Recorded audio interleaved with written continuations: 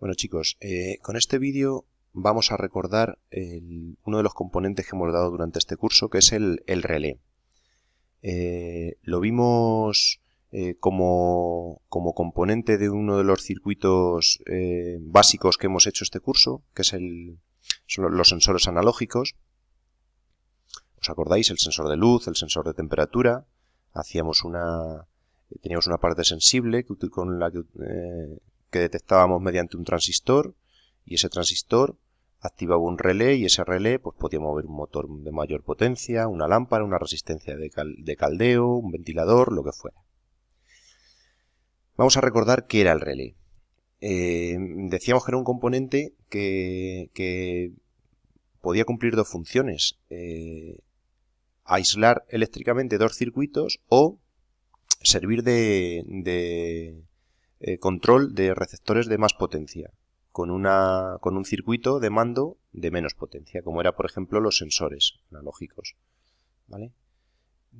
Si recordáis, tenía este aspecto y consiste en dos partes bien diferenciadas. Por un lado tendríamos la parte de mando, que sería la bobina. Es un electroimán, un núcleo de hierro alrededor del cual se arrolla un montón de espiras de cobre, de vueltas, como una bobina, como un carrete de hilo, ¿vale? Y que terminan esas puntas en los dos terminales de la bobina.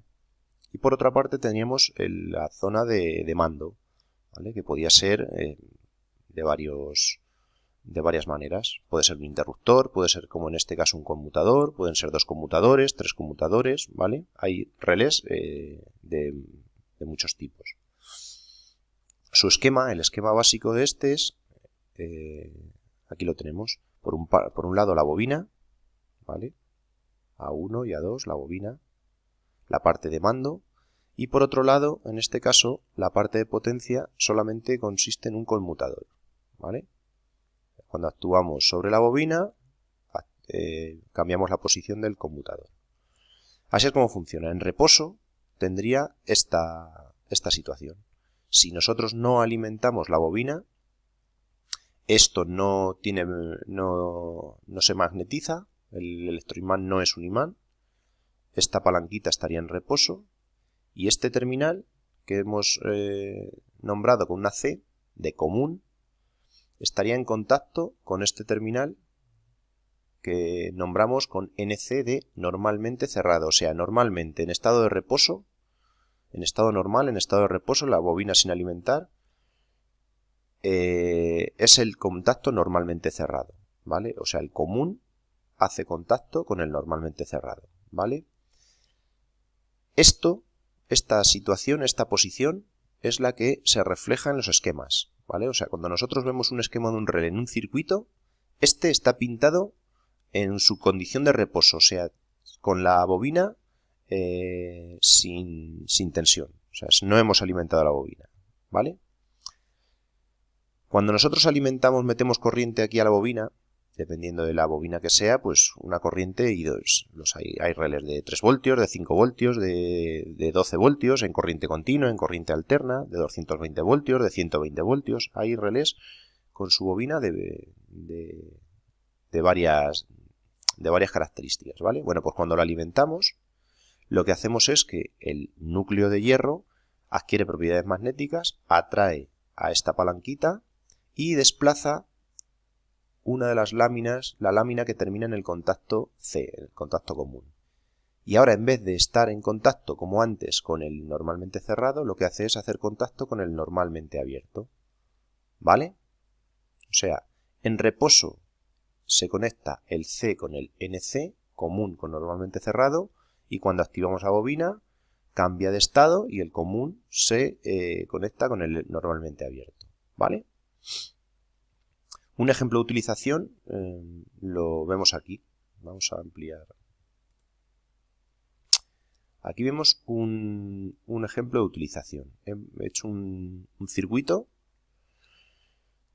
en el cual, fijaos, la principal característica del relé es que aísla eléctricamente dos circuitos. Bueno, pues en este caso hemos utilizado dos pilas.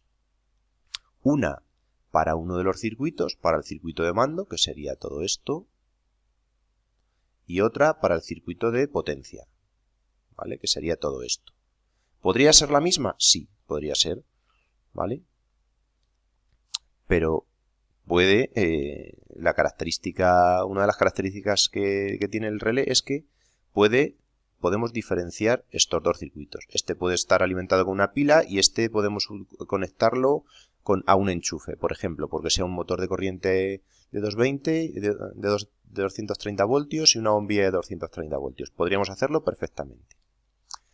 Cuando nosotros tenemos el interruptor en la posición 0, o sea, el interruptor abierto, no pasa corriente a la bobina está en reposo y el común está en contacto con el cerrado, ¿vale? Entonces, en este caso, la corriente saldría del polo positivo, entraría por el común, iría al normalmente cerrado, iría por el cable verde hacia el motor y volvería a la pila, ¿vale?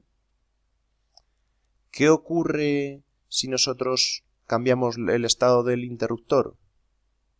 Pues que este interruptor se cierra, si le ponemos en la posición 1 se cierra, pasa corriente por aquí, activa la bobina, que adquiere propiedades magnéticas, o sea, se convierte en un imán, desplaza esta plaquita, esta palanquita, y hace que este terminal se ponga en contacto con ese terminal. El común se pone en contacto con el normalmente abierto. Y ahora la corriente de la pila irá por aquí, terminal común, normalmente abierto, irá a la bombilla, se encenderá la bombilla y regresará a la pila, ¿vale? Por eso el motor ahora está apagado. El motor ahora tiene el cable verde, lo tiene al aire, ¿vale?